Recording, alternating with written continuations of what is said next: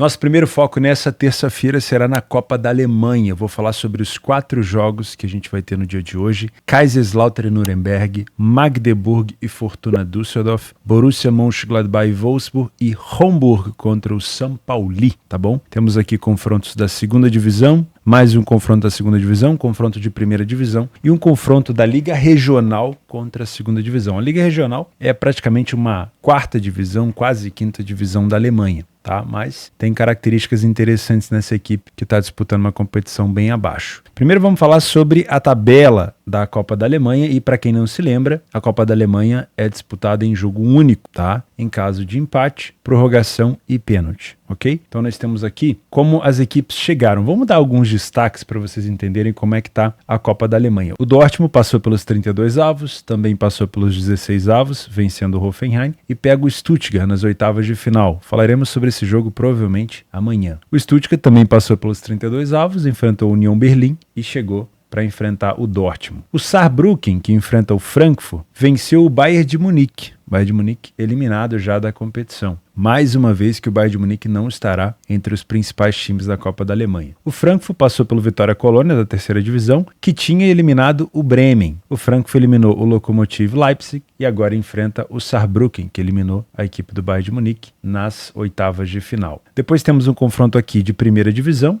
O Borussia Mönchengladbach eliminou o Heidenheim, que está na primeira divisão, e o Wolfsburg eliminou o Leipzig. O Leipzig que também eliminou aqui o Wiesbaden, que está na segunda divisão. Ou seja, mais um grande candidato aqui ficando pelo caminho. Para quem não se lembra, o Leipzig foi bicampeão da DFB Pokal e agora não vai participar das finais da Copa da Alemanha. Depois nós temos Hertha Berlim e Hamburgo. Esse é um jogo que a gente vai falar também, se eu não me engano, amanhã. O Hertha Berlim eliminou o Mainz da primeira divisão e o Hamburgo eliminou o Arminia Bielefeld, que nesse momento está na terceira divisão, mas é um time que está em queda livre, né? O Bielefeld chegou a eliminar o Bochum, que está na primeira divisão. E esse confronto entre Hertha e Hamburgo é curioso, porque são dois times com cheiro de primeira divisão, mas que estão na segunda divisão. Hamburgo e São Paulo se enfrentam hoje, a gente vai falar sobre esse jogo. Só para vocês terem ideia desse time que está na Regional Sul, ele eliminou o Darmstadt de primeira divisão e o Fürth de segunda divisão. Inclusive, quando ele eliminou o Darmstadt aqui, causou um alvoroço muito grande, né? Porque o Darmstadt de primeira divisão era extremamente favorito e foi um cacete de 3-0, né? Eliminou o Fürth e agora pega o São Paulo. O São Paulo que eliminou o Schalke. Schalke, nesse momento, na segunda divisão da Alemanha, que havia eliminado o Braunschweig também da segunda divisão. Então aqui um confronto de segunda. O São Paulo é um dos melhores times da segunda divisão hoje em dia. Enfrenta o Homburg, que está na Liga Regional. Depois, Leverkusen e Paderborn. Esse jogo também a gente vai fazer ele provavelmente na quarta-feira. O Leverkusen eliminou o Sandhausen, que está hoje na terceira divisão da Alemanha, que havia eliminado o Hannover, que é um dos melhores times também na segunda divisão. O Paderborn, que enfrenta o Leverkusen, eliminou o Freiburg, grande time que chegou a disputar a final da DFB Pokal recentemente. Foi uma eliminação assim também bem surpreendente. O outro confronto que acontece hoje, Kaiserslautern e Nuremberg. O Kaiserslautern é um time muito conhecido na Alemanha, de muita tradição. Estava agarrado na terceira divisão, agora está na segunda. Enfrenta o Nuremberg, que também é um dos maiores campeões da Alemanha, para quem não se lembra. O Nuremberg eliminou o Rostock, da segunda divisão, e o Kaiserslautern eliminou o Colônia. Deixa eu ver se alguém eliminou alguém importante aqui nos 32 avos. Não, o Osnabrück aqui. Era esperado que o Colônia passasse pelo Osnabrück. Outro confronto que acontece nessa terça-feira é Magdeburg e Düsseldorf. Magdeburg campeão da terceira divisão algumas temporadas atrás, está bem, vamos dizer assim, estabelecido na segunda divisão, eliminou o Holstein-Kiel, e o Fortuna Düsseldorf chegou aqui eliminando só equipes de divisões inferiores. O Fortuna também é uma das melhores equipes da segunda divisão, tá? Então, de novo, confronto de segunda divisão,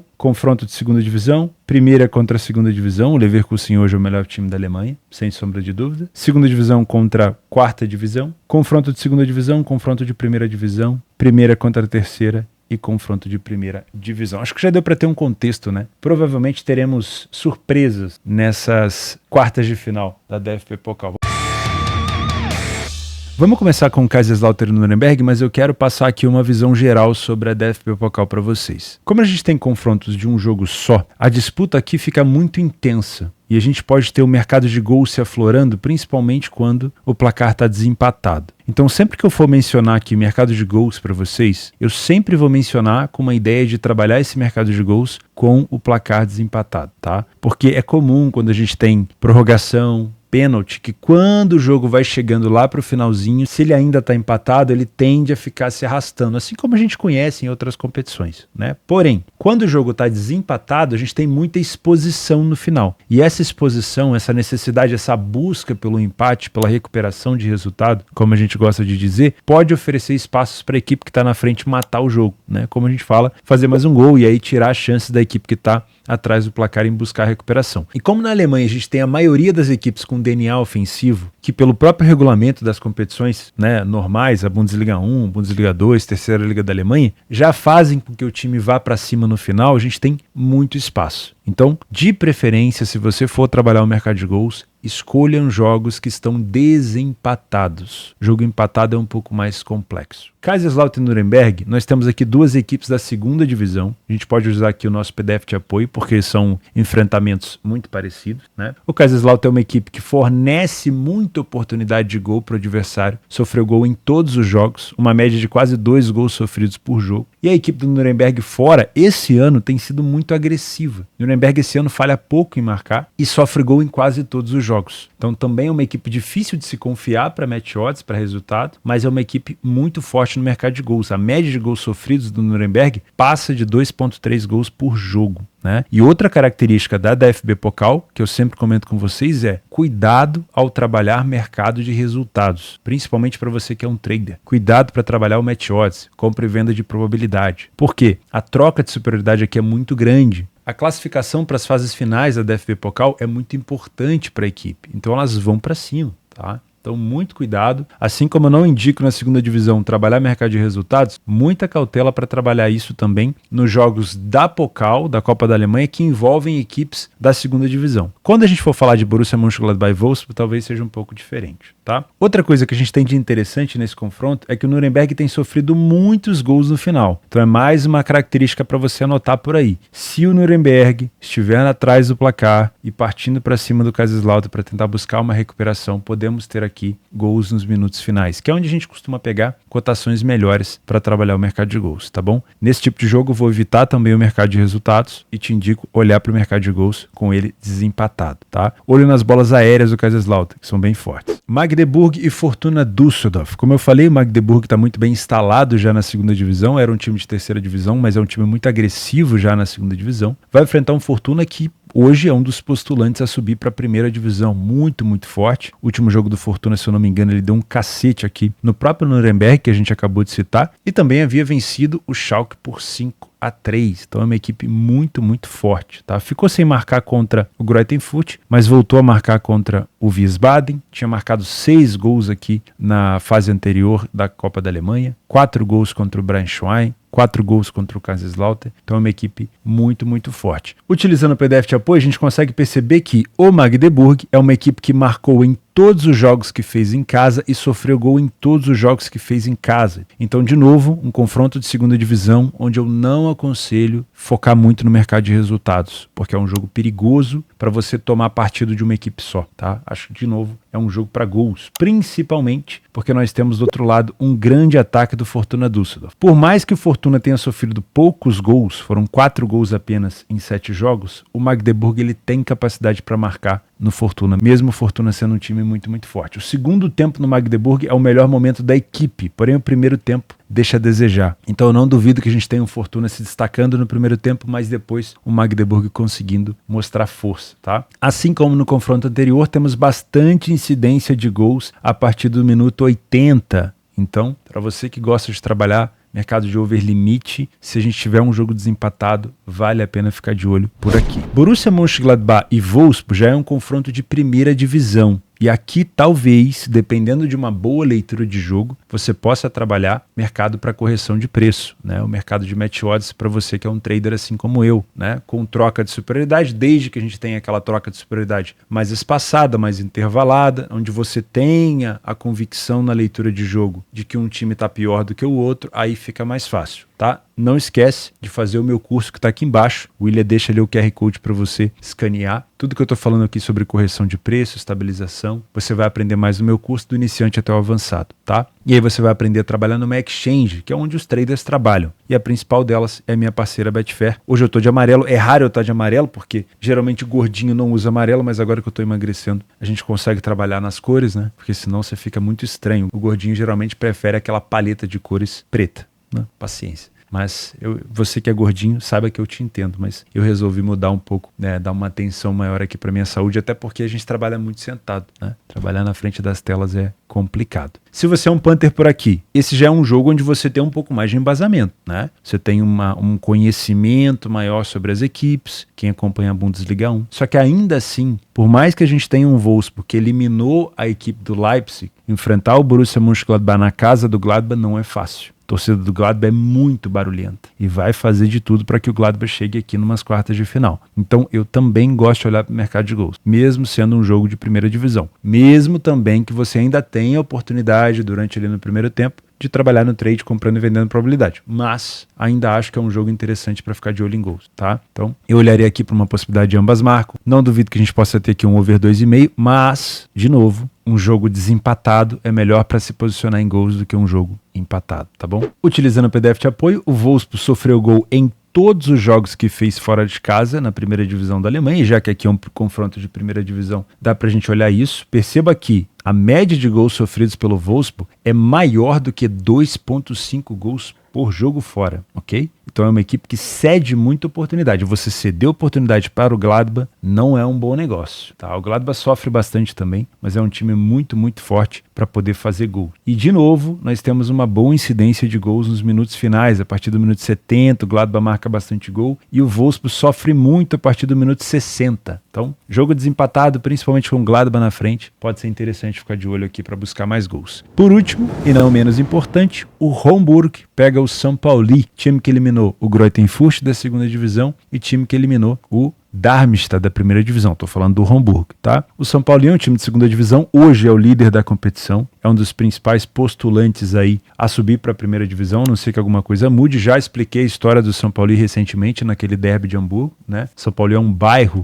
da cidade de Hamburgo, a segunda maior cidade da Alemanha, se eu não me engano. Um time muito, muito tradicional, muito engajado com causas sociais e um time muito agressivo. Eu concordo com as cotações, o São Paulo é muito mais time que o Homburg, mas não foi à toa que a equipe do Homburg eliminou time de primeira e de segunda divisão. Eles sabem jogar. É uma equipe que se defende muito, vai tomar um apavoro danado do São Paulo, mas vai tentar jogar no contra-ataque. A diferença do Greuther Fürth, do Darmstadt, é que o São Paulo sabe se compactar quando precisa. Então é um time de compactação atrás, mas de proposição na frente também. Ele sabe se adaptar, ele flutua muito bem. E é um time de boa recuperação de segunda bola. Eu falo muito da segunda bola. Se o São Paulo conseguir neutralizar e recuperar essa segunda bola, ele vai dificultar os contra-ataques do Hamburg. E aí a gente vai ter provavelmente uma possibilidade de trabalhar a favor do favorito por aqui, né? Porque nós temos uma discrepância técnica muito grande. Agora, se o São Paulo vier com um pouco de salto alto, não cobrindo os espaços, não recuperando segunda bola, teremos mais um time forte eliminado por aqui. E não vai me surpreender. Então, muito cuidado. Eu, como torcedor, vamos dizer assim, como admirador do futebol do São Paulo, adoraria ver o São Paulo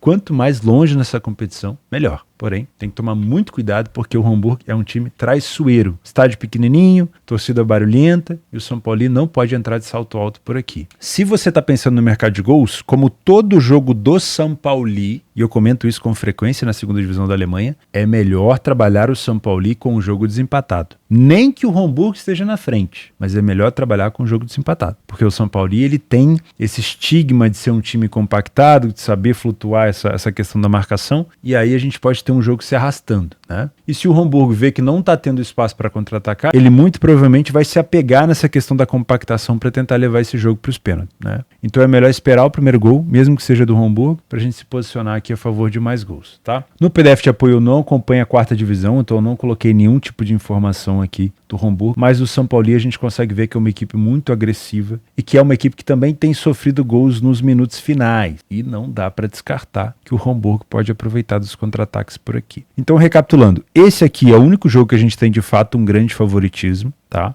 O São Paulo é um time hoje mais preparado, tecnicamente falando, porém não está isento do fator surpresa. Se não marcar a segunda bola, vai tomar contra-ataque de um time inferior. Nos outros 3 jogos não tem favoritismo, tá? O Gladbach é muito difícil de se enfrentar dentro de casa, assim como o Magdeburg e assim como o Kaiserslautern, mas os adversários têm capacidade de surpreender. Então, na maioria desses jogos eu venho com o intuito de trabalhar gols com o jogo desempatado, aproveitando o desespero nos minutos finais. E em Borussia Mönchengladbach e Wolfsburg, como é jogo de primeira divisão, se eu tiver alguma condição para trabalhar a correção de preço, o farei, tá bom? 5 horas da tarde na Copa Itália, a Lazio enfrenta o Genoa, que venceu a Lazio nos últimos 2 confrontos que eles tiveram recentemente. No mês 7 de 2022, no ano passado, o Genoa venceu a Lazio por 4-1. E agora, no finalzinho do ano, no mês 8 desse ano, a Lazio perdeu para o Genoa por 1-0 em casa. E esse confronto, de novo, é na casa da Lazio. Jogo único nas oitavas de final da Copa Itália. A Lazio está bem posicionada no grupo da Liga dos Campeões, venceu o Feyenoord em casa, empatou no derby contra a Roma, 0-0,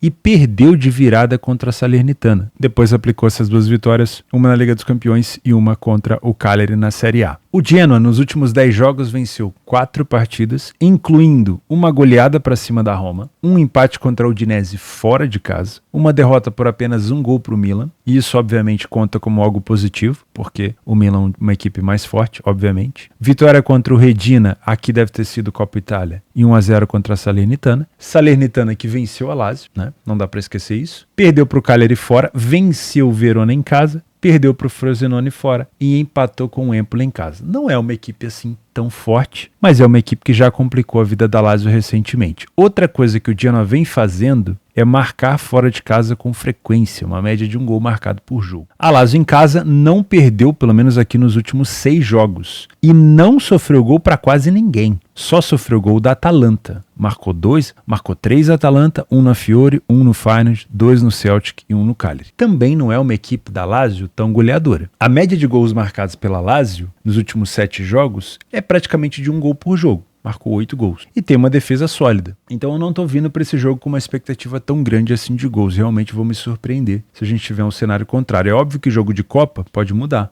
né? A gente pode ter um Genoa perdendo e se expondo muito. E isso pode acabar mudando sim. Tô usando dados da Série A aqui, para a gente ter uma noção de nível de enfrentamento, né? Nos jogos que o Genoa fez fora de casa, ele não saiu na frente com tanta frequência, a Lazio já sai na frente com bem mais frequência, isso mostra a iniciativa. O Genoa falhou em marcar em quase 45% dos jogos, não é um ataque tão bom, e tem uma média de gols sofridos relativamente baixa. Para uma equipe fraca, é uma média de gols sofridos baixa. No primeiro tempo, o Genoa não sofre tanto gol, não teve nenhuma derrota, e a Lazio também não tem um número de vitórias tão satisfatório, né? O número de gols marcados pelas 2 equipes é igual e o número de vitórias também. Então, no primeiro tempo, a gente não vê assim tanta discrepância. No segundo tempo, nós temos a quantidade de derrotas do Genoa chegando a quase 90%. Uma equipe que não venceu nenhum segundo tempo e que sofreu 8 gols e marcou apenas 1. Então, realmente é um segundo tempo tenebroso para o Genoa. Já a Lazio não tem derrotas, tomou pouco gol, mas não tem tantas vitórias. De novo, tem dificuldade ali para achar um goleador, né? Somente o Ciro Immobile acaba resolvendo as paradas aqui para a Lazio. Outro fator interessante, e aí se tratando de jogo de Copa é sempre bom observar, é que os minutos finais do Genoa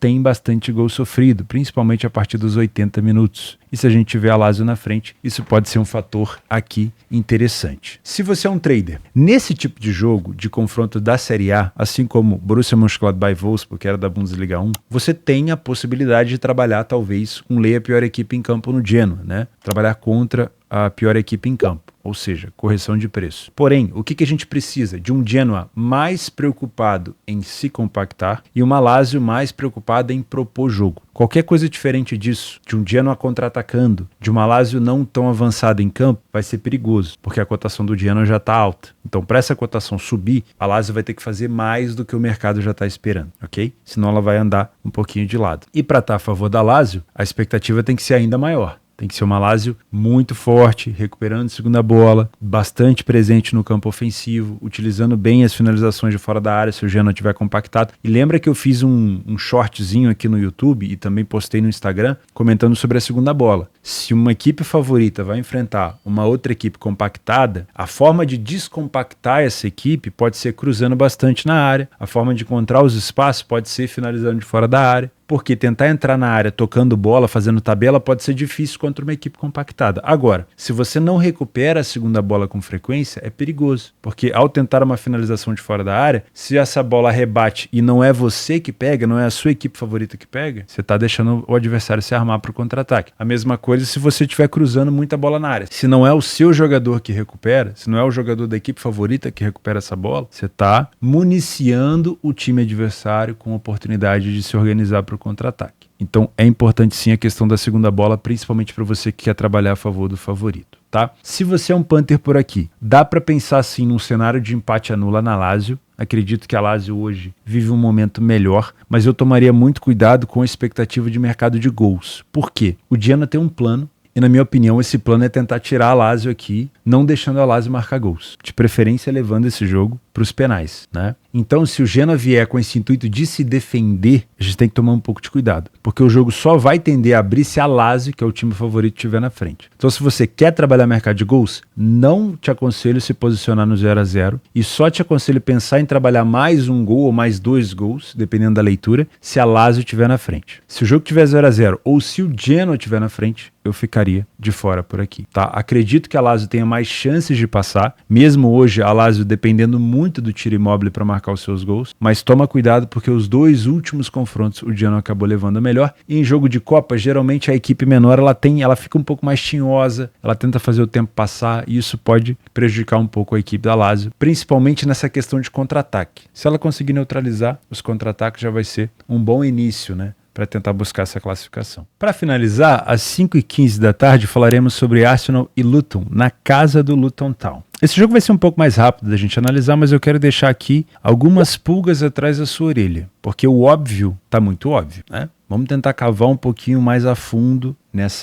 nesse jogo. O Arsenal é favorito por aqui? É. Você acha que eu vou falar pra gente trabalhar a favor do Arsenal? Provavelmente. Mas tem algumas coisas que a gente tem que pescar. Futebol é muito emocional. E o emocional do Luton Town nesse momento talvez esteja melhor do que ele esteve há um tempo atrás. Se a gente pegar os últimos jogos do Luton Town, e eu vou pegar lá embaixo, lá no início, ó, aqui. Tivemos uma vitória contra o Everton e aí sequência de jogo ruim. Derrota para o Burnley, derrota para o Tottenham, empate com o Forest, derrota para o Aston Villa. Aí começa a ter alguns jogos aqui um pouco melhores. Um empate contra o Liverpool e uma vitória contra o Crystal Palace. Perder para o Brentford, com todo respeito, é normal. Hoje o Brentford tem um time capaz de complicar a vida de quase todos os times da Premier League. É chato. Perder para o United também é normal. O United hoje não vive um bom momento, mas é um time grande, de camisa, com jogadores muito bons. Quando a gente filtra os últimos jogos do Luton em casa, esse empate contra o Liverpool e essa vitória contra o Palace podem ter melhorado um pouquinho o emocional dessa equipe. Não é o suficiente, na minha opinião,